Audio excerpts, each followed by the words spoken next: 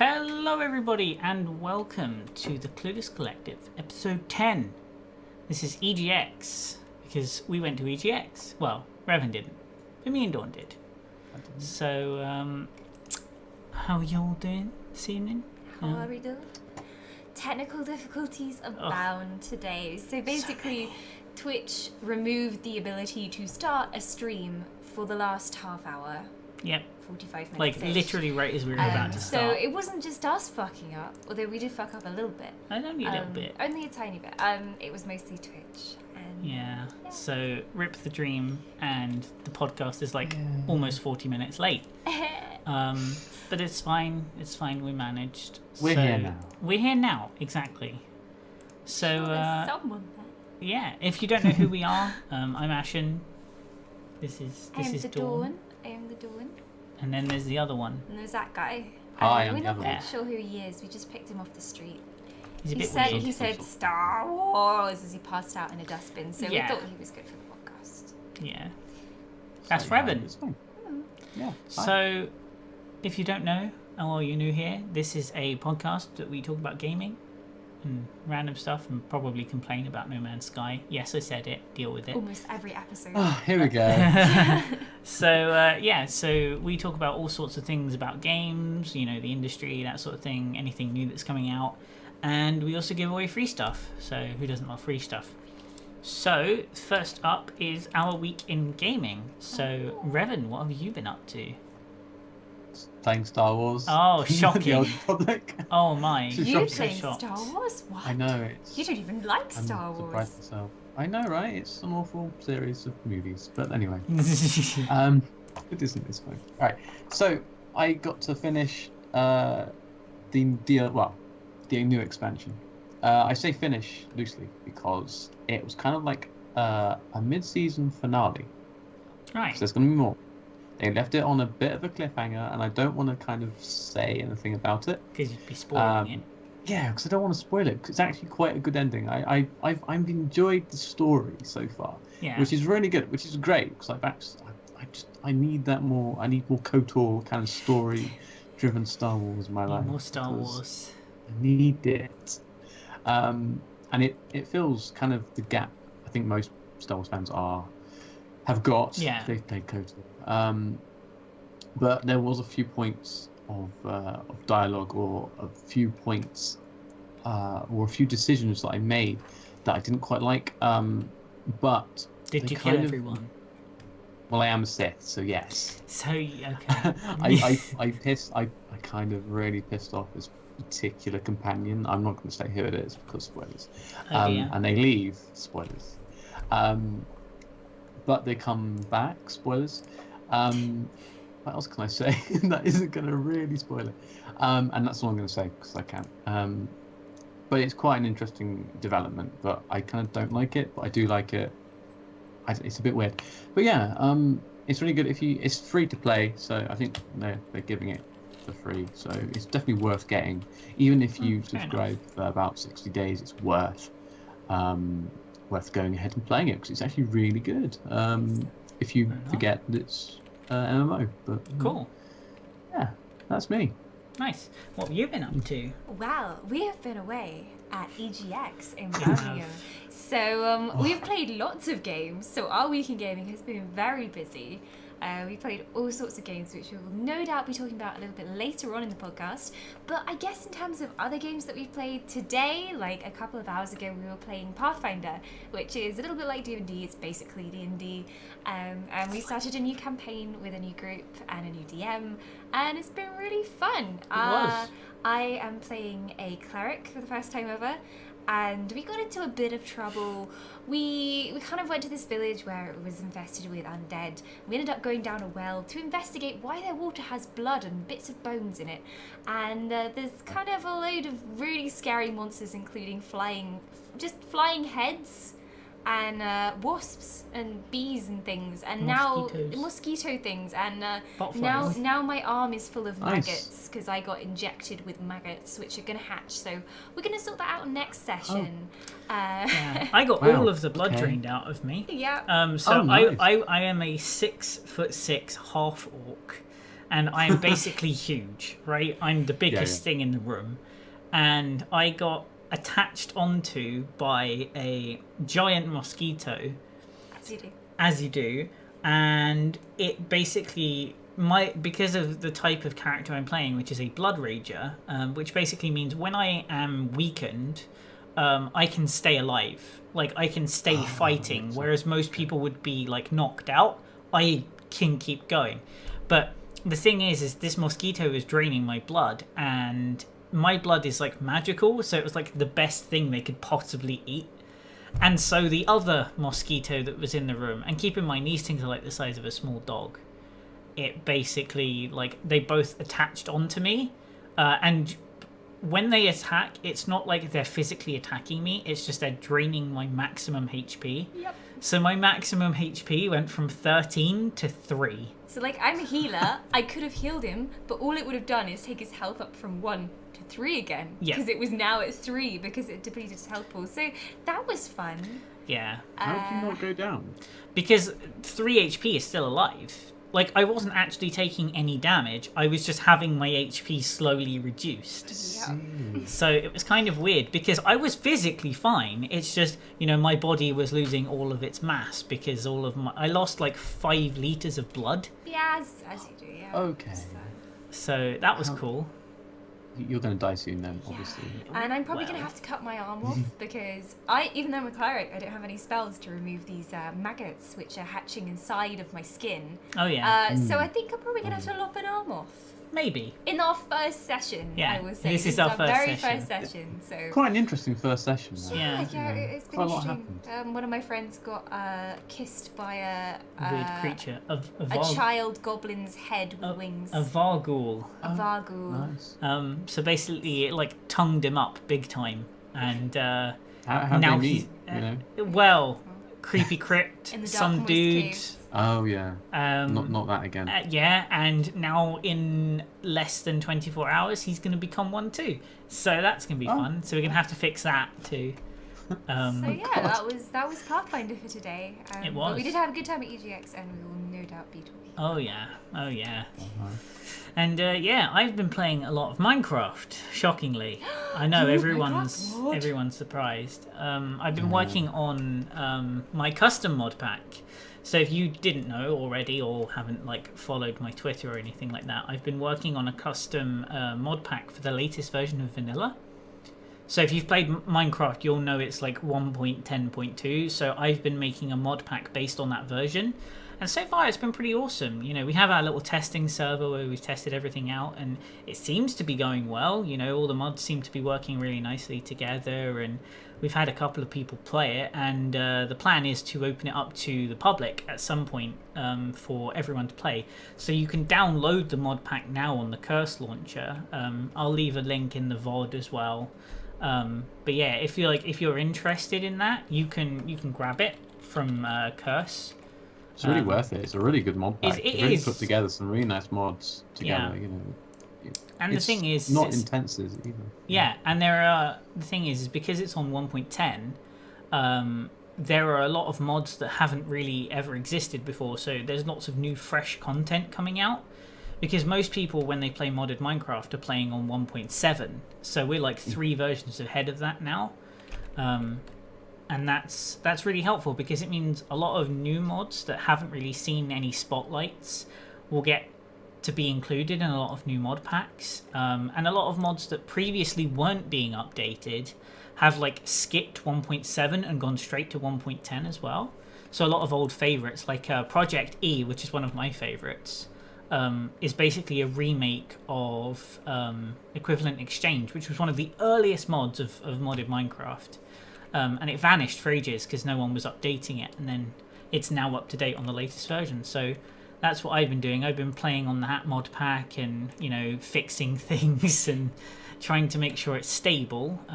Freaks me out because trees are round. Trees are round. It shouldn't happen. This is Minecraft. Yeah. Weird. They're not even round. They're just like octagonal.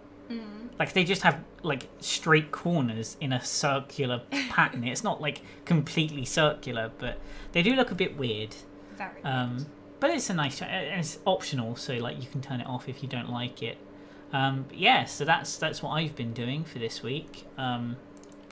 Yeah, it's been good fun. It's nice to have, my own mod pack, because before we were running like a mod pack by the Feed the Beast team, and that was great and all. We loved playing that, but it becomes hard when you're trying to manage a server with those like already made ones, because if they update stuff and you're not prepared for it, like it can make managing a server kind of difficult.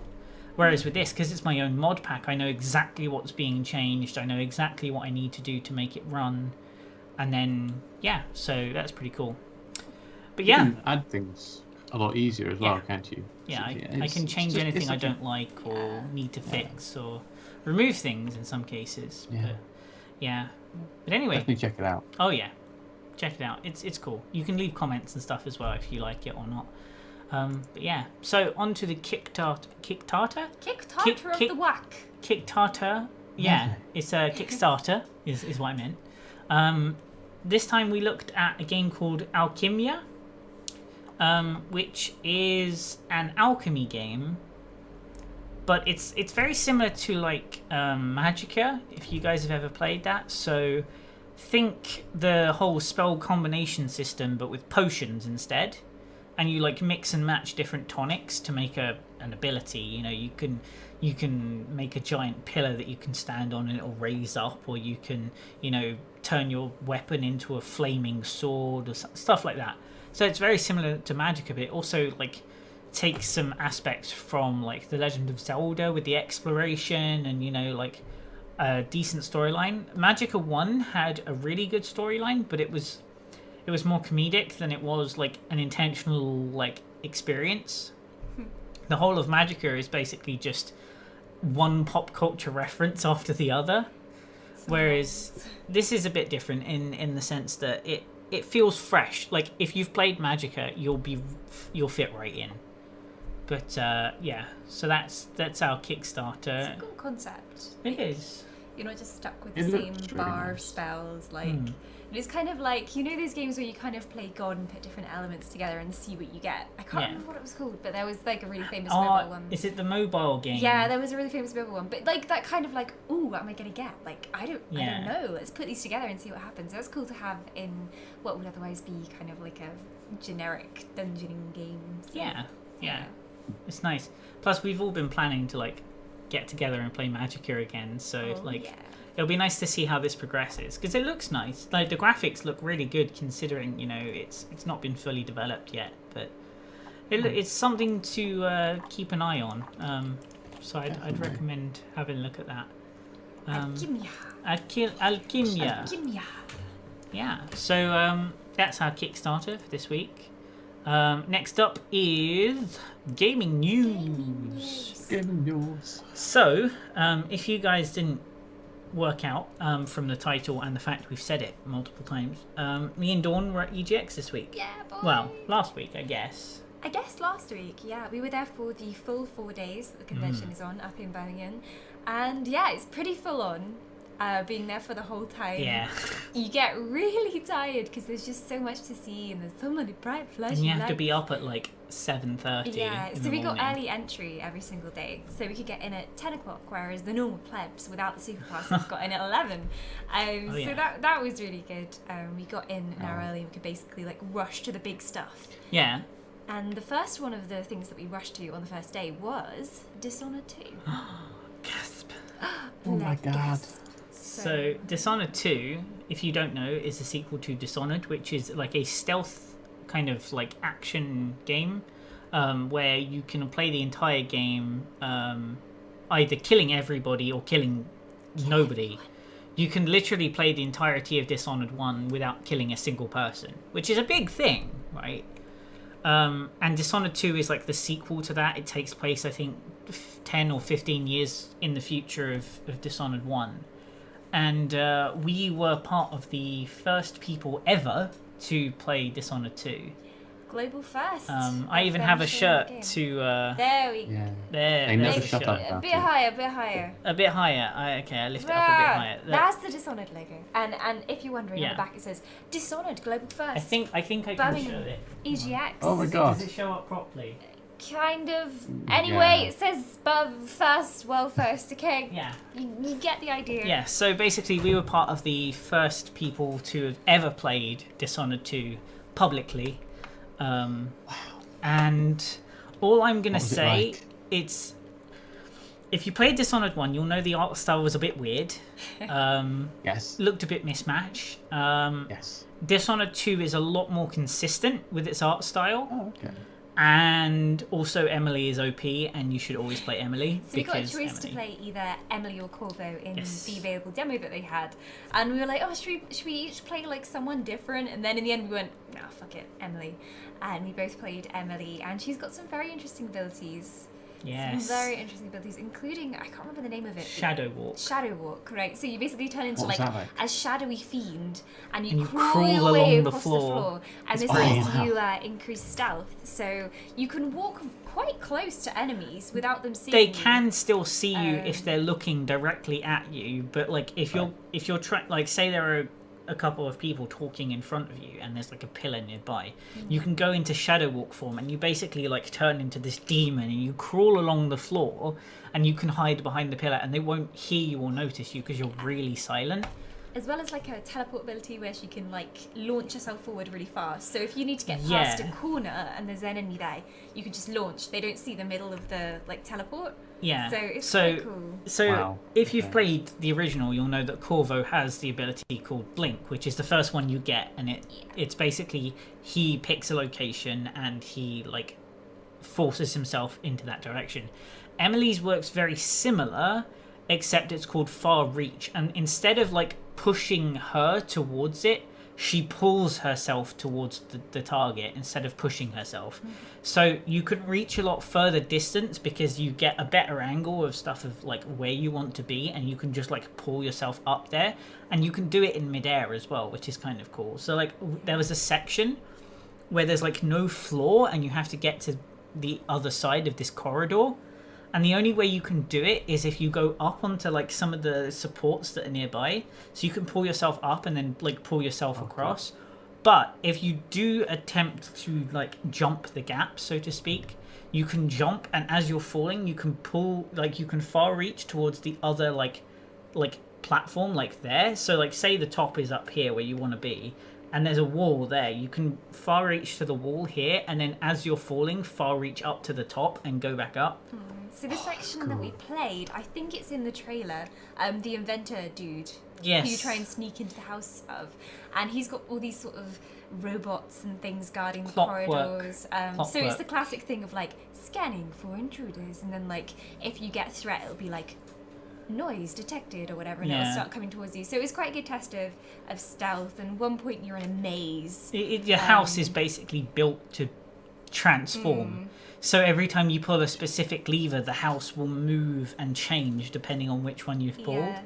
And it was really cool because like if there's a puzzle where you have to try and get to the next area, and the only way you can do it is by pulling the right levers in the right order, and the house will shift and change depending on which levers you pull. Yeah. And you have to like slip in between your gap. Think hidden bookcase, but on a whole other level. It was very atmospheric as well. Like, was very I cool. was in this maze hiding from this robot that was looking for me, and I was like, oh my god. And the music was really tense as well. Oh yeah, the music Like, is really on it's point. gonna see me. So it's very good, very atmospheric. I think the new abilities they've added are really effective. So I'm really looking forward to it. It's really Oh good. god, I can't wait. Yeah, and then we also played another awesome game that we've been looking forward to, Oh, Final Fantasy 15. Bring on the chocobos. We played a portion of the game that's not been seen before. So people who have a PlayStation will know that there's the technical demo that you could have played, and the platinum demo as well. The demo that we played takes place just after, I think, the platinum demo finishes. yeah. So you have to go out and do a bunch of kill quests, and then you go on you have to search for someone, and then you fight a giant boss. And it's really cool because they've really upped the quality from the demos. Now keep in mind, every PlayStation game that we played was on the new PlayStation Pro. Yeah. So it was really high quality, and the frame rates were pretty good considering, you know, that it was a console game. I was impressed by the frame rates. Like Final Fantasy 15 managed to hold 60 for the majority of the experience, and we played for like half an hour, and it held up pretty well.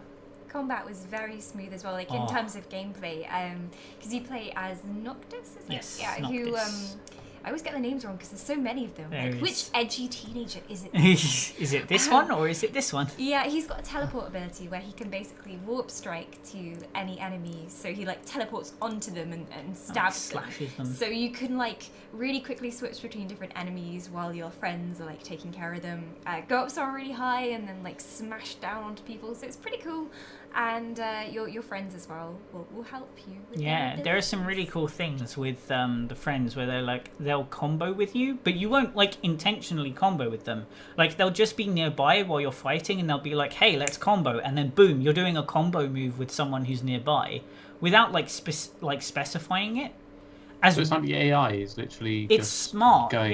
yeah. The AI will just that's fight good. with you, and then like if you're nearby and you do like a really strong attack, they'll like combo with you and do something even cooler, and then you can manually get them to do these like combo moves, which is when you do it, like you activate it with the trigger and then a directional key to signify which member of the party you want to use, and it will start like sort of like a cinematic sequence, where the control of the game flips over to the AI and you can't press any buttons. And the AI will take over your character in the meantime. So it will swap to another one of the characters in the party, and they will start doing a special move. And then you get a little button prompt that comes up on the screen. You have to click in the right time. And if you do it, the control will switch back to you and you'll do this super powerful move. And then you can carry on fighting as you are.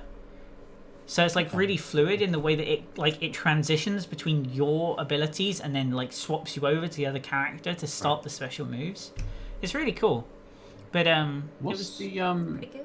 Oh.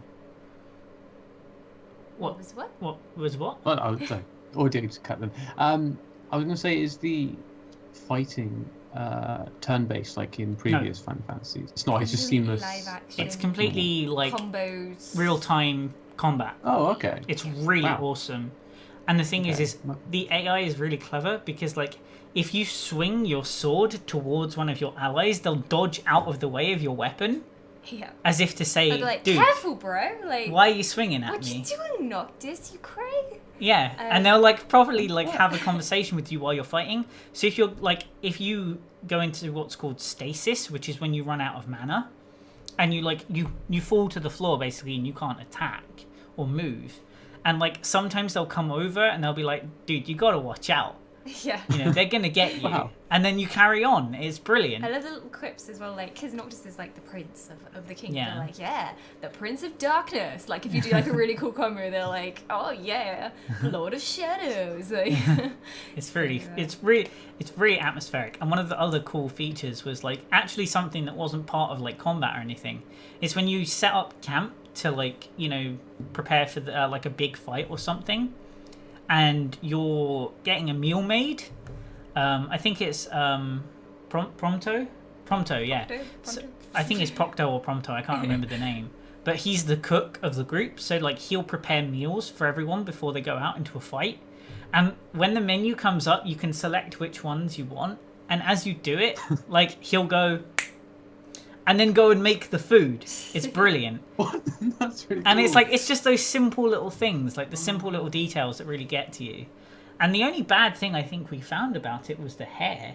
Yeah, for some reason, you really noticed that the hair wasn't quite up to scratch compared to the rest of the game. The anti-aliasing is really bad. I don't know if like they just haven't sorted it yet and that's like the finishing touches, but I mean, considering like how many objects are in the hair, like our friend who's really into Final Fantasy was saying like there's thousands of different objects in each like hair strand and everything. Yeah.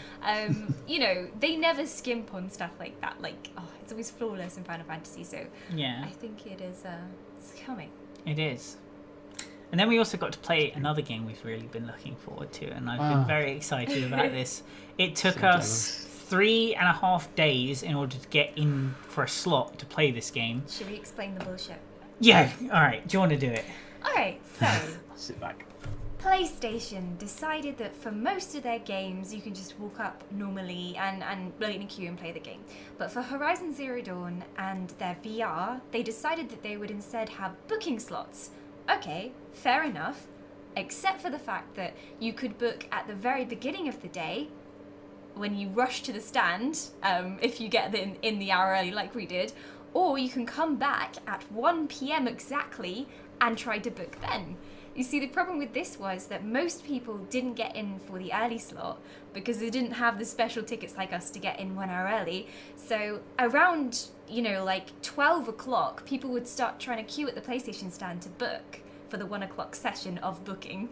And it was just chaos because they said, you can't queue here, like health and safety, you can't be queuing by the stand, like we can't allow you to queue here. And then people were like, well, what do you expect us to do? And they said, come back at 1 o'clock to queue. And it's like, there were people waiting by the PlayStation stand pretending that they weren't like waiting for Horizon. And it was just chaos. They had to call in security because there were so many people just hanging around PlayStation pretending that they weren't waiting for the 1 p.m. booking slots. When it was obvious they were, because they weren't moving, like at all. They weren't even remotely budging for like 20, 30 minutes. Yeah. And they weren't playing any games. And I felt sorry for the staff because they were like shouting at the top of their voices like, we can't have you here, you have to leave, you have to leave, come back at 1 p.m. And everyone was just ignoring them. Yeah. The worst part was they didn't have a specified booking area. They were literally taking bookings by paper, like they were writing down people's names on paper right next to the queue where people who had booked were going in. Yeah. So they didn't have an organised line for people to book. So they literally had like hundreds of people just sitting in a massive clump waiting. It was chaos because, at 1 o'clock there's this scrum of bodies, like not even a proper queue, just people like clawing to get to the front so they can say their names so that they're in a booking slot. And it was something like 30 people in each slot. They had 30 people per session. Yeah. And they had like 4 sessions, I think, or like 3 or 4 sessions booked for each time. Which was insane. We just thought like something like Dishonored is probably more popular than Horizon was going to be. Like some people didn't even know what Horizon was. Yeah. Yet they had a normal queue that was 2, maybe 3 hours long. Everyone got a chance to play it. They just cycled through as soon as they were done. Like, why couldn't they? And they had longer to play. That's the thing. Like Horizon was 10 minutes per person, and you were paired up with someone else. And you were supposed to swap halfway through, so like you got 10 minutes and the other person got 10 minutes. They didn't say anything about swapping. So like I was sitting there playing for the first part, and then I started thinking it's getting it can't be, it must have been 10 minutes by now. Yeah. So I said to Dawn, like, okay, do you want to swap over? And then literally as we said that, they were like, right, you gotta go time's now. Up. Bye. Bye. Like they never actually said the word swap, which is what they specifically said they would. So yeah, it was just very disorganized. Oh. There wasn't a sign saying queue here to book. Nope. It was just like, people gather here around a certain time and there will be a war with blood and geek sweat. The worst part is they didn't, like, it seemed the staff who were managing that stand didn't know where you were supposed to book either. Because when we went on the first day to go and book, they were like, oh yeah, you need to queue over there. They sent us to the VR booking queue, which thankfully we didn't wait in. Like, we could have got to the front of that, like, 3-hour queue and then realised, oh shit, this is the wrong place. But anyway. How was the actual game? How was Horizon 2? It was really good, to be honest. So if you guys have seen the gameplay footage that they've put out before of, like, so the girl in the game is called Aloy, right? And she, like, if you've seen the gameplay trailer, it's basically she goes up to a rock, she hides behind it, and then there's those little, like, crab-like creatures, and she, like, fires an arrow into them, and then she gets the resources from that, and then she goes to tame the broadheads, like the bull kind of things, and she, like, ropes them down and then, like, hacks them. Basically, they showed us that again, which we've seen, like, 4 times now. Because we saw it at E3, we saw it on the gameplay trailer, because they showed that beforehand. Then we went to the developer talk, which also shows the exact same trailer and gameplay footage. And then we went to the actual booking stand and they showed us the exact same trailer and gameplay. So they were all following the exact same, like, gameplay. So, like, if you watched, like, when they were doing the live playthroughs, it was all exactly the same. So we'd seen it, like, 6 times now. Yeah. Right? We knew what we were doing. We knew everything else. The only thing we hadn't done was play the game. So when we did play the game, it's basically you start in the area very close to where their gameplay starts, basically, where the live playthroughs start. So you're in that same area where they do that playthrough, right? It's kind of very closed off, like it's a very limited area. Like if we went Yeah. off the boundary, it'd be like, enter the testing area. Or it'll restart. Yeah. But basically we were hacking. So basically there's creatures that look a bit like cows or bulls in the real world, and you can hack them and override them so that you can ride them yourself.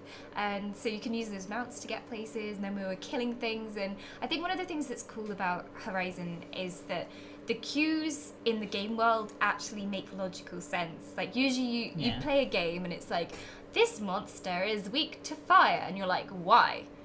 Like, why? But literally in this game it'll glow red if it's weak to fire, and that'll be because it has a fuel canister on it, and fuel burns. Oh my god, it makes sense.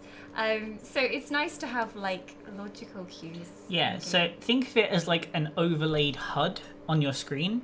So Aloy has a piece of technology from like an ancient civilization that basically can scan everything around her. If it's a machine, it will show all the details that are known about that machine. So what it's weak to, you know, how fast it moves, is it hostile, that sort of stuff, as part of this piece of technology on her ear. And it also shows like creatures like pathing. So it will show you where they are patrolling. So you know that, say there's a particular creature you need to kill, but you don't want to alert any other creature, you can go somewhere where its pathing would take it and wait in the bushes, and then you can ambush it without alerting anything, but you can plan it out. Yeah, like it doesn't seem false like in other games. Like I know if you watch like a guard NPC and you try and follow their route up and down a corridor, and you're like, okay, he's gonna come back this way in a bit because he's an AI, you know, it's not real. You know it's going to be exactly the same. But in this game you can literally see the shadow of their footprints on the ground from where you've kind of hacked into them, and you've seen, you know, they're a machine, they are programmed to go a certain way, so it makes sense. Like I like that. It's cool that the way they've done it is like, you know, the fact that everything is a machine means all of this makes sense, you know? You can tell that a machine is weak to something because it's very obvious that it's weak to it, you know? It's like, it's very obvious. If I hack something that can move very quickly and is obviously shaped like something that would move quickly, I could probably hack it and ride it, you know? Yeah. The same way you can see, oh, that thing looks particularly vicious. Why don't I hack it and make it fight for me? You know, you can think about it and actually do it, which is a cool part. And like one of the mobs, which is the crab thing I was talking about, so they have like massive containers on their backs, which are basically like kind of like circular cubes. I don't know what that's called. Circular cubes. Yeah, it's like, it's round, but it's cube shaped. I don't know. Canister. Yeah, it's a canister basically. Oh, okay, yeah. And they lift it up and put it onto their backs, and then it locks in. So when you see them, you can literally shoot the locks, and it will break apart. The canister will fall off, and if you are quick enough, you can like run up to it, loot the canister, and run away. Because they're really strong. Wow. You don't want to get in a fight with them. They're strong, but they're really slow. Yeah. Which means you can literally run in really quickly, grab everything out of the canister, and book it, and they won't fight you. Because they're a protective thing. So like they put up a massive shield around them, but they don't really like chase after you or anything. So that was really cool. Yeah. So Revan, like from seeing the trailers and stuff, what are your impressions of it so far? Well, I knew exactly what sort of game this would be, and it's my sort of game. It looks awesome, but what's the combat like, Ash? Because combat was a bit finicky to get used to. So you have the bow, but you also have the melee weapon, right? So now you've got to forgive me because I'm awful with controllers, right? So aiming was really difficult for me personally, but I imagine for someone who's played a lot of console games, it'd be fine. But Did it basically, have auto aim? no. It was completely manual. It's Oh, okay. quite a lot like the Completely manual. controls of Uncharted if you've played that. So I think it's left mouse button to like aim, like scope, and then actually shoot with the right trigger. Yeah, you don't. Yeah, you can fire with the triggers, but like you can slow down time by clicking the right analog stick, and you get like a certain meter of time where you can slow it down to like focus fire, basically. A bit like Tomb Raider had that. Yeah, yes, very very similar. But it regenerates over time, so like you can use all of it up in one creature, or you could save it and like split it for a quick fire. And you have different types of arrows and weapons on the D-pad as well, which you can switch into. I think one of the most useful weapons is the grappling hook. Oh, the rope caster. Yeah, so you can like tie things down, and depending on how strong you think the monster is, you need to use a different number of ropes. So like a massive monster, you need like 6 ropes to tie it down. But if it's just whereas like a broadhead, you'd need like 2 or 3. 2. So that's kind of cool, because then you can focus your attacks. So the combat is very smart as well, because like if you look at a creature, you can work out a weakness just from looking at it. Like for instance, the Watchers, which are like very hostile mobs that were like guarding the broadheads. They're like, think of a velociraptor, right? But made out of machinery, obviously. Basically. It's terrifying. They have like a big giant eye on the front of them and like razor sharp teeth.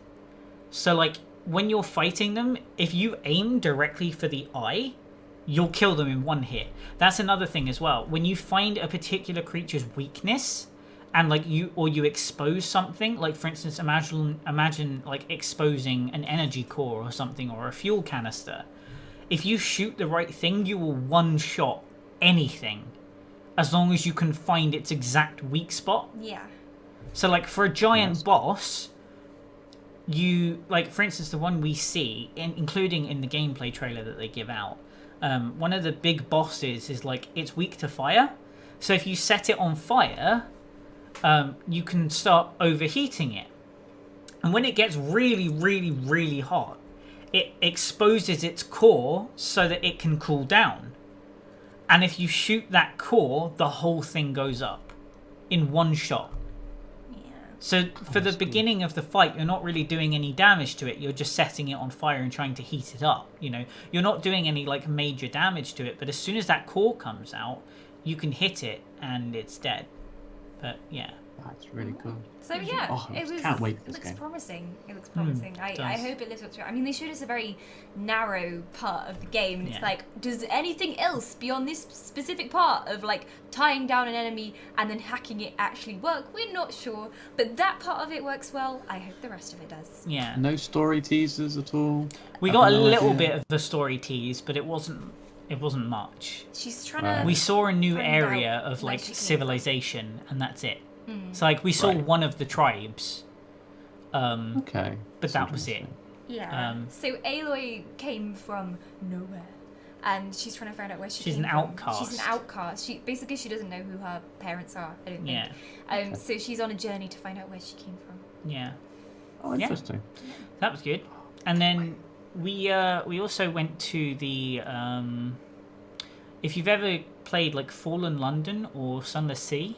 Is it called Sunless Sea? Sunless Sea? So Sunless Sea is a game where you basically are you have captains of a ship, and you basically try to travel around the world making money and exploring the universe. It's famously very punishing. Oh yeah, you die a lot. It's not a fun experience. No. It's like the main thing they focused on when they developed it is, one of the things they said during the talk as well is they focused on the word isolation and loneliness. And loneliness was a big key part. Yeah. That was what they were trying to get across, and I think they did it quite well. Yeah, and they announced their new they announced the expansion that they've just brought out called Submariner, which is basically now in Sunless Sea you can go under the water as like a separate option. So like say there's going to be a really dangerous outcrop of like pirates or something in one area, you can now technically go under the water to avoid them, but it might be more dangerous like in the short term. Okay. So like you get a little bit of an extra option, which was kind of cool. Yeah, and you only have a limited oxygen supply. Yeah. So they said, like, they wanted to clarify that it's not going to be like, oh, I'm going for a nice trip under the ocean, what can we find? No. It's literally going to be like, dive down, get the loot, get back up. It's very, very challenging. Horrible, scary monsters, but you know, look. great risk and great reward. Oh, look, basically. there's a ruin. Oh, wait, no, that's Cthulhu. Run away. Basically is what it is. So it's even Oh, more God. punishing than the main game. So Yeah. it's kind of for players who wanted even more of a challenge. Yes. And Weird people. the cool part was while we were there, they made a world first announcement Oh. of a new game they're bringing out called Sunless Skies, which is basically they are carrying on with the universe of Sunless Sea, but they are now going up because they've already been down now. They want to go up. They're going to space. They but are it's going to not going to be space. generic space, and No. I think Revan's going to like this as well. I'm They're probably kind of gonna like going this. for Victorian technology. So what they said to us was Steampunk. basically think about if the Victorians had advanced so much that they had space travel.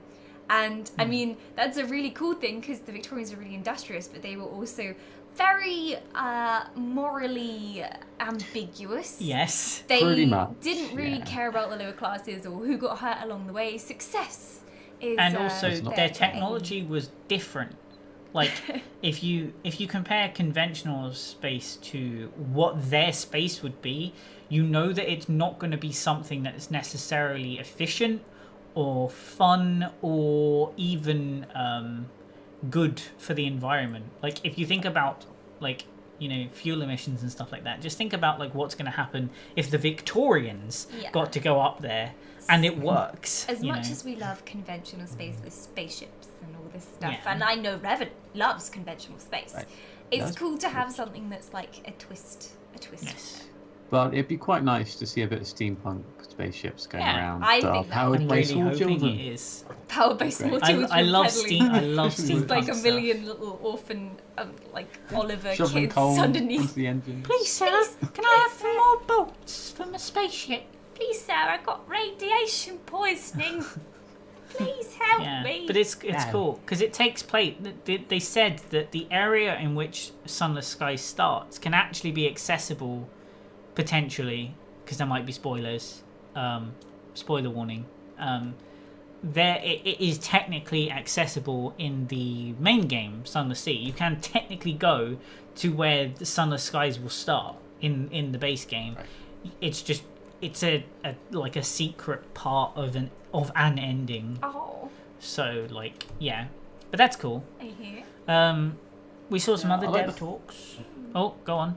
Go on. No, I was going to just say that it's really influenced by H.G. Wells and C.S. Lewis, so you know it's probably going to be good. Yes, So they've Definitely look out for that. they do like their Lovecraftian stuff. Yeah. I think Um, I'm looking forward to that more than I was for Sunless Sea. Yeah, it seems a lot more of an interesting concept. A unique theme. Yeah. I hope Yeah, they yeah, do- definitely. The art is going to be very, very interesting. Oh yeah, just the logo alone is like it's pretty minimalistic, but it conveys like they've thought about what they want the atmosphere to be, you know. So Yeah, that's yeah. cool. But yeah, Yeah, we also went to even more developer talks. We went to loads. we went to tons of them. But another one we went to was Tides of Numenera, which is the video game version of a tabletop game that is already out. We talked about it on a previous episode of We've the also podcast. played it. We've also played it. It's a little bit like D&D, but kind of like D&D meets sci-fi technology. Yes, and So no magic. It's a cool idea. So there's spaceships, but there's also still like elven-like creatures and But they aren't fantasy elves. stuff. They're not elves. You know, there's no magic. They have a in different Numenera. name. They're not elves. There's no magic in Numenera. No magic. Basically, one of the quotes he started off with was like, to the uneducated person, science is, almost like magic, because if you don't understand it, it's magic to you. Yeah. So that's basically the whole principle behind Numenera, all this amazing technology. Yeah. And Tides of Numenera is the new game they're making, and it's very, very story focused. Hmm. Most of the talk was about how they're doing like story arcs and things, and how you can make different decisions, and that's going to impact and the game. also like how they can make failure not bad. Yeah. So in a lot of games, when you fail at something, most people are tempted to just like reload a save. They've designed this game specifically so that if you fail it's not necessarily the end of that quest line. You can get extra options that you'd never get if you succeeded. And you might even be rewarded for failing. For failing, exactly. Unlock a part. Like, cooler things might happen if you fail Yeah, the first part. you don't know, because, like, how you can't possibly know that unless you do fail, you know. So they tried to make it interesting in the sense that, you know, you don't necessarily know what's going to happen. You could do something and it's really good for you, or you could even succeed and it'd be really bad. Like, you wouldn't know, you know. But it's cool because they've made it so that when you're playing through the game, you know, it's an experience that you'll want to stick with even if you think you're doing badly, which I think is good for story games. Okay, You know. that's interesting. Yeah, so it's from the Planescape Torment world is kind of related to it as well. I don't know if It's the you same. guys have It's heard the of- same guys. Yeah. Same guys. So. Yeah. It's good. It's good. We were in the front row for a lot of these talks. Yeah, the guy from Eurogamer was starting to recognise us. Yeah. Because he waved at us. Like, I think the fourth talk we were in the front row in the middle where we've been for the last few talks, because we get to every talk like half an hour We early. would always be there. And he right at the he beginning. even like waved to me when I came, and I was like, hey, this is kind of embarrassing. We're But so keen. It was really fun though. It was really fun to like sit down and listen to the devs talk. You know, a lot of the talks were different. So like the Dishonored 2 dev talk was about their art style, and Chucklefish Games did a talk on Starbound and what they're doing with the future updates. That was a cool one too. Like Horizon was doing the live gameplay and giving a bit more of a background on what's happening. And Sunless Skies, obviously, and Sunless Sea was about, you know, their new announcements and stuff like that. Oh. So that was really nice. It was nice to be able to hear it from the devs themselves. That's always something that I like, is hearing information from devs. So we're going to try and grab Revan along next year. Oh, yeah. Yes, have I him think in I our front definitely row will go club. next year. Yeah. And speaking of devs talking about things, we Oh. can segue on to the next point. Whoa, just segue. Which Wow. is the Overwatch Segues. November patch, which Oh. Jeff Kaplan has hinted at some changes for. So, all of you know by now, I imagine, that we love Overwatch. Probably much. too much, yeah. I haven't played for a week though. Neither have we, but we had an excuse Well, and you didn't. that can be fixed after stream. It can be fixed after the I think it podcast. might have to. It might have to, Yeah. actually. I might But, be streaming it this week. Like, I'm Yeah, you seriously should. addicted to it. It's Yeah. bad. Like, I'm even playing ranked on my own now. I even won like 2 Yeah. ranked matches and then I lost 2. But hey, Hey, ranked one. it's all good experience. but yeah, so they have, well, Jeff Kaplan has hinted at a coming patch in November where they plan to buff a couple of characters. So they plan to buff Symmetra. Because if you've played Overwatch, you'll know that Symmetra can be good, extremely good even, yeah. but only in very specific circumstances. I mean, we had like a quick like run over this before the podcast, and Revan disagrees. I do disagree with you. Yeah, that's reasonable. She's really good. I don't think she needs to have a buff. Alright, think mean, about it this you know- way though. Like, imagine you're playing Symmetra, your Right. team has just lost I'll the never first do it. point on Hanamura. What Yeah. do you even do? Well, set up turrets? Where? Surely They're all, it's so open there, like, It is Where do you difficult put because if them? you have like a you Pharah change. in You your team, it's don't have her on that. you particular change map. hero, You- exactly. And that's what they're trying But to that's fix. good. Yeah, That's the yeah, whole point of Overwatch. it is good, but they found that in their testing that people were only picking Symmetra for the very first point to try and rush a teleporter to get people there, and then they weren't using her after that. Like, they were immediately switching after the first point was lost for almost every It's map. very changeable. Like sometimes you have a really good match on Symmetra, and then the next match is just terrible because you know some like particularly Farah just like puts a freaking rocket into it, and then you've lost 3 of your Or a your Winston. turrets. Like, a Winston can Winston take just out presses all left 6 click. turrets in one hit. So I understand why. Like I know she's super OP close up with her weapon. Yeah. Like if she gets you with her channel beam, that it's an insane amount of damage. Because It's 200 damage per second. yeah, people often go in really close to Symmetra and forget just how much damage she does with that Yeah. gun. But I think she could use some, not necessarily buffing, but just maybe some. She could use some to how changes. she works I in think- different situations. I think they need to buff her sentries and maybe nerf her like her beam ability.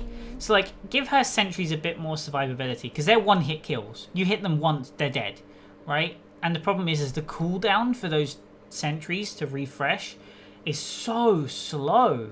Like if you've played Symmetry, you'll know like when you start the game you can only place 4 before the game begins, right? So you get 3 initially, and if you place all 3 you only have enough time to charge up 1 more to place down before the game starts. That's 4 out of 6. You're already starting with less than a full set of turrets up.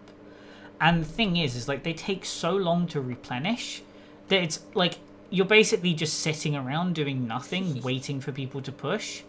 And it's like that could use some changes. That's my main problem with Symmetra. I feel like I place my turrets and then I just have to sit somewhere because if I go out in the open, I'm dead. So Yeah. it's like you basically just wait. Like it's the waiting game. It I'd is. agree with that. It is. And they're also thinking about improving some Junkrat as well. Oh, Dunkway. Dunkwet. So they are trying to get his ult into a better place. So if you play Junkrat, you know, like, the time it takes to actually activate it is really long. So, like, he starts spinning up the wheel, then he jumps backwards, then he lets it go. And that takes about 2 to 3 seconds. And all the while, like, everybody knows it's coming because you've screamed out fire in the hole. Fire in the hole. And then it makes like a ridiculously loud noise, so everyone knows where it's coming from. So what they're doing is they're trying to like balance it so that the ult starts a bit quicker, just to try and get it going a bit faster. Because I find that a lot of the times when Junkrat's ult, if you're near the Junkrat, you can kill the wheel before it's even left the animation. Like you can kill the wheel. Surprise. Yeah. So they're trying to get that into a better place, which is always appreciated, you know, like they did with McCree and the fan the hammer thing. You know, they fixed it from being a one shot on tanks to, you know, a couple of shots, which is good. But yeah, so that's the Overwatch patch that we know about so far. We haven't seen any more details because it's not finalized yet. They're still experimenting with stuff, but it's rumored to come around in November. So Where is Sombra?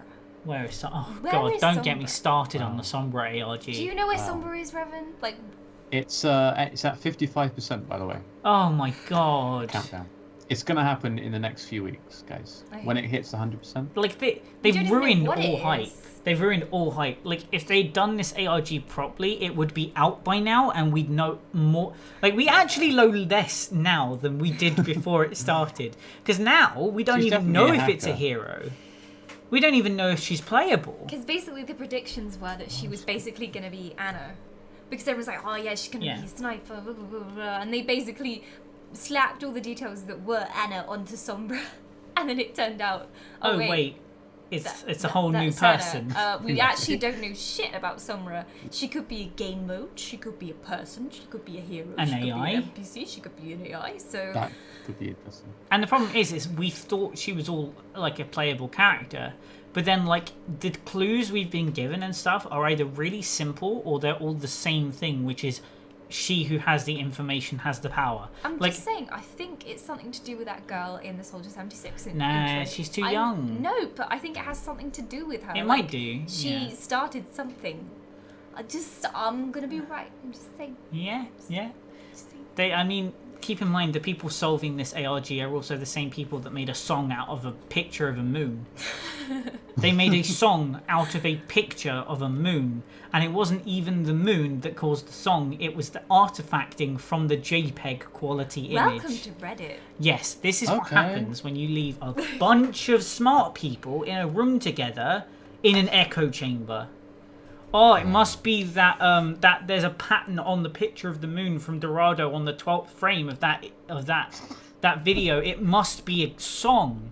Must be a song. Yeah, Oh, look, it's a song in the key of C, because obviously that makes sense. Oh, Sombra. what do you mean that anything in a key of C sounds good? What? No. You know, Blizzard even joked about it, because Zenyatta's sitting emote right now, the new ones they just add in, his little harmony orbs, like they bounce up and down and make a song. Yeah, that song is literally the song they made from the picture of the moon. Blizzard are literally mocking it by putting it in the game. Wow. And it's like they could have caused this whole thing to not be a problem by just telling us about Sombra. But did they? No. No. Why would they do that? And now They're playing games with us. everyone knows now that the reason that they haven't released it is because they already had a set date for when they were going to release it and just put the ARG out to get some hype up, which has done the complete opposite and ruined everything that people don't even care anymore. People aren't solving anything anymore because there's nothing to solve. Yeah. But alas. On to some better things, I guess. Yeah. We're giving away games. Yeah. Oh my god. Oh, so if you want to enter our giveaway, it's very simple. All you have to do is type this. I know you don't know what that is yet because I haven't typed it. But yeah. You literally just have to type !expand. Yes, you do. Into chat, and that's the game we're giving. And we are giving away a copy of Expand. If you don't know what Expand is, think Super Hexagon, but in a maze. So you are inside the shape, and the shapes will change and stuff like that, and cool features, and you're trying to get to the center each time. And it's very clever in the way they've done it because it's very like. It's very trippy. It's basically a mindfuck, but a very satisfying mindfuck Yeah. if you get it right. So You know, if you're interested in that sort of thing. yeah. But yeah, Rage.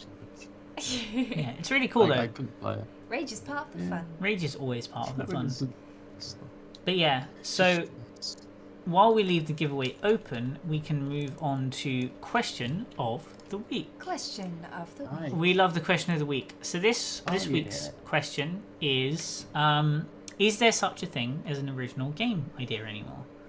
Now, we're both game devs. Yep. I don't know what your opinion is. Mine is no. I don't think there is anymore.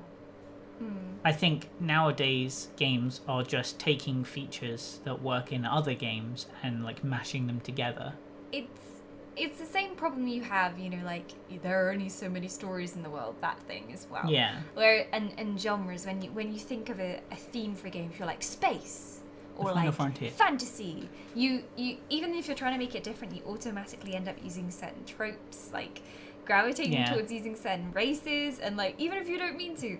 And it's something that makes me really sad because I'm like, am I ever going to make anything that will ever stand out? Because is it even possible for me to do something that I don't even know? It's like when you try and make fantasy creatures, you immediately start like making them like animals. Yeah, I don't know why that is. Yeah, it's because you take reference from what you know. You can only take reference from things that you've seen in the real world, and I guess the closest thing is using animals. I literally see, when I think of fantasy monster, I think of orcs, I think of weird creatures that look similar to like dogs or horses or something like that, or like human, or but elves are like a given. I'm talking like monsters.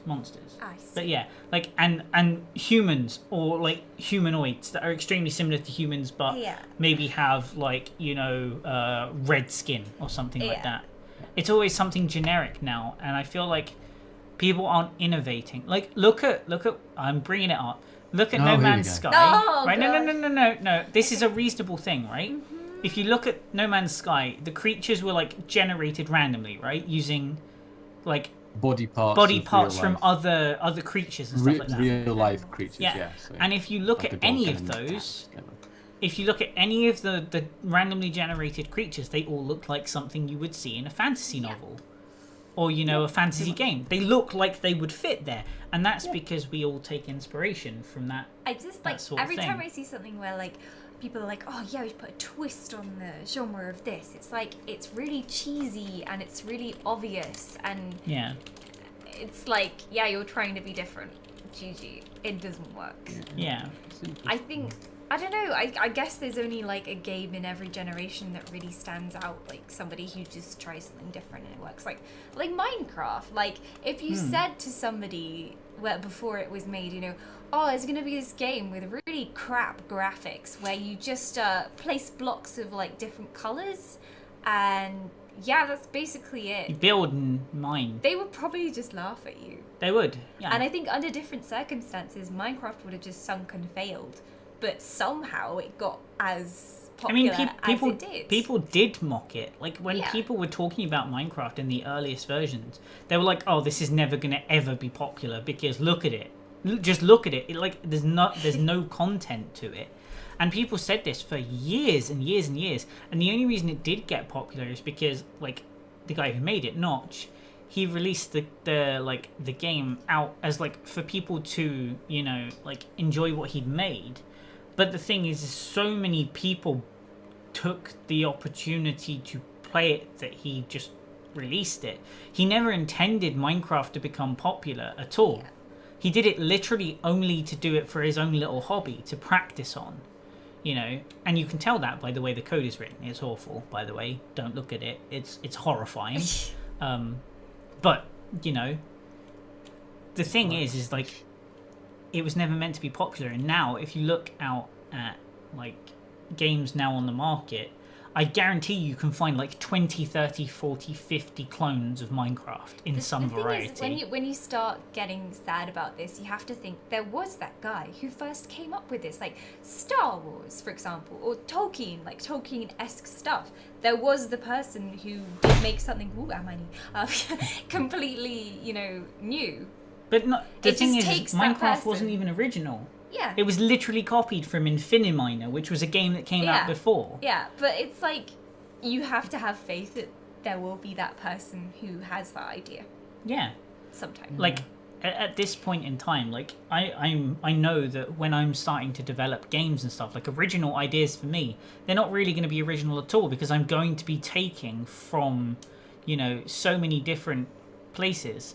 Like, if I think of a game that I built recently as a test, I was literally taking inspiration from Mario. I was taking inspiration from Guild Wars. I was taking inspiration from, like, you know, like any form of fighting game with the heads-up display and stuff like that. Like, you just instinctively take parts from other games you know work. And the thing is it's got to a point now where you can play, like, if you compare Tekken and Street Fighter 7, or Street Fighter 5, sorry, you look at Tekken 7 versus Street Fighter 5 as a good example. If you look at both of those games, they look identical. The art styles are different, but the core, like, mechanic, like, the overlay, the character selection screen, the main menu, it's all the same. It's the same thing, just with different characters. I think the problem comes when people are like, oh, it's not this type of game if it doesn't have this and this. Like, it's not an MMO unless it has, you know, this and this. Or it's not a fighting game unless it has the 2 health bars on either side. And some form of, like, special meter you can fill to get a special ultra power. Then it doesn't become a theme or, like, a genre. It just becomes a restriction. And that's very sad. But what does the Raven think? I think you pretty much summed it up pretty well. What? You kind of know this better than us, better than me, because you are devs. But when you play a game, when you play something like Overwatch, and then you go on for something like Team Fortress, they are very much the same, other than a few little tweaks. Yeah. But you kind of see past that and still enjoy it. Yeah. Because even though they're reskins, like Battlefront and Battlefield. Battlefront is basically a Star Wars reskin of Battlefront. Yeah, it is literally Battlefield, but as Star Wars. But it doesn't it doesn't feel that way. No. You kind of, as a gamer, as well, you probably know as well, you kind of get into that sort of mindset of the world that you're in. So, like The Witcher is like not any other RPG fantasy out there. You know, like Dragon Age. I was literally just thinking Dragon Age. Yeah, Dragon Age and The Witcher. Is exactly the same thing, yeah. And it's like, it gets to a point where games companies can't do anything different because you as a player expect it to be like that. And if it's not like that, you freak out and you're like, I don't know how to control this thing. Yeah, there was a game out a while ago, and I can't remember the name of it, but it was like an action-adventure game. Think Tomb Raider, right? But there was no HUD. There was no HUD. You couldn't see any of your health. You just died if you took too much damage, right? And the thing is a lot of people disliked it because they were like, where's my HUD? Where's my health meter? Where's my ammo? And you're like, the devs were like, yeah, but if you were actually in that situation, you wouldn't know that. You wouldn't have something in front of you saying you have this much health, you have this much ammo. You just have to remember. It's really cool thinking like, oh, you have to keep track of how many arrows you picked up. Yeah. Like, But 'cause- oh wait, nobody likes that because players expect to have a HUD now. Yeah. And it's Yeah, like exactly. it's just a shame, you know? I think people are used to what they've got now. I think people don't like change either. Yeah. That's the whole point. You can't blame Of a them lot of for games. that. No, you can't. It's just No. it's what they expect now. Yeah. You know, if you look at an MMO, you expect it to be somewhat at least like WoW. It's very difficult because you think as a game designer, you're like, okay, I've got to do something different. I've got to do something different. Wait, how the hell do I do something different? Like, you don't know where to start. It's insane. But you know, we hope one day an idea will come to us that is different, and we think, hey, I have never seen this before.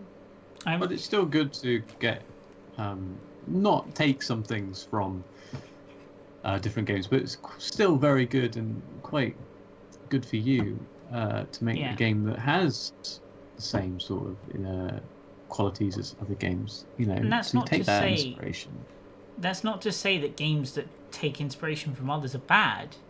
No. Like, I look at like Dishonored, for instance, and I can see a lot of aspects of Assassin's Creed in there. You know, that's not to say Dishonored is bad, nor Assassin's Creed. You know, it's perfect. It's understandable now. You know, you've got to remember that a lot of games can take a lot of cool mechanics that are similar and make it something different. They said to us when we started games design that if we had an idea for a game, the best thing you can do is say it's like a mix between this and this. So it's like a mix between Street Fighter and freaking Witcher. Yeah. And then some people have some idea of what it's going to be like. Because before I started the course, I was like, that's a really cheesy way of doing it. Like, I thought that was the worst thing you could possibly do because it'll be like, I'm copying this game. But if it immediately gives people any idea of what your game's going to be like, it's a good idea. Yeah. And with that, I think it's time to announce the winner of the giveaway. So this is your last opportunity to enter, if you haven't already. If you have entered, don't worry, you're already included. And we're giving away Expand. So if you weren't here for when we announced what that was, that's basically just like a little, it's like Super Hexagon, but with mazes, and it's kind of cool. It looks nice. It looks like something you could just like sit down, put on, and just like chill. Probably not chill. Maybe get ragey, but also And chill. rage act, you know. Stress. Yeah. But it's kind of like a puzzler. It's a puzzle game, but But it's cool. like you have to have reactions puzzler. Yeah. And with that, we shall roll with the winner. Can we have a drum roll, please? And the winner is... Here's Andy! Hey, Congratulations! So, if you are here, please do write a message so that we know you're in the chat, and we will get you your code straight after this has finished. So, Cool. Congrats. congratulations! Congrats. Congratulations! Enjoy the game. Indeed. Yeah. So, is there anything you guys want to bring up in closing of this episode? EGX was great, but convention flu sucks. Convention flu is awful. You are very sick. It's not good. But Yeah. I don't think I have too much more to bring up. Any incoming streams that we want to talk about? Well, convenient you mentioned that. Wow, Ashen. We have stream. we have a stream coming up on Saturday evening, which is going to be Magicka. So I think me and you have played through some of it, haven't we? I believe so. I do remember vaguely us playing through it. Revan, have you played it at all? God, I played a few hours of it. Right. I might get slightly annoyed by it. Oh, that's and probably at definitely least rage included. a few times. Perfect. That's So, expected. Top rate Twitch Yeah, content. I hope Oh, yeah. everyone enjoys that. Revan Yeah. Rage. So we're going to be streaming out on. You're going to be streaming on this channel. I'm going to be streaming on my Beam channel, which is beam.pro/Ashen Gaming. If you want to go check it out. Yeah. Tomorrow I'm also going to be streaming, hopefully, if the convention flu does not end me. I'm going to be trying out a game called Elder Scrolls Legends. Now, Card some game. of you might not know Oh. what this is. I don't know if they've made too much of a fuss around it. It's a card game based on the Elder Scrolls world. And it's a lot like Hearthstone. We had a play of it at EGX. It's in the beta right now. Anyone can go and try it. But I got some special card packs from EGX, so Yeah. I thought I would give it a bit of a go. And it's an interesting game that a lot of people might not have seen. So I'm doing that tomorrow night from 7 till 10, hopefully. Oh, my God. Yeah. Should be fun. Right, so I think that finishes up this episode. Aye, You think? that concludes. Cool. Right, so next week we should have the podcast. Now, keep in mind we are now back at uni, so our schedules may change because we now can actually have evening classes, which is annoying. Yeah. That finish at like 7. Which is my stream start time. Yeah, so we're going to be doing some rejigging of stuff. Yeah, so our schedules might be a bit more erratic. Yes. On that note, if you are not following our spec profiles, Yes. do it. It's a website where it shows our complete timetable. You can follow us, like a Twitter Yeah. follower or something, and you'll get a little notification when we go live. Yeah. And you can really clearly see our schedules there. It's a great place for Yes. laying out the schedules. So do follow those, and you'll be able to see whenever we're going to go live. Yeah, and I think with that we're going to end up this episode. We should be back next week, as usual. However, that may change. We will update you. Make sure you're following the Clueless Collective Twitter account, which I've put the handle for Podcasts. there. So go follow that if you want to know when we're live. And with that, I think we shall end it. We shall say Yeah. goodbye. So goodbye, everybody. Goodbye. Thanks for Goodbye. watching. We'll see you soon.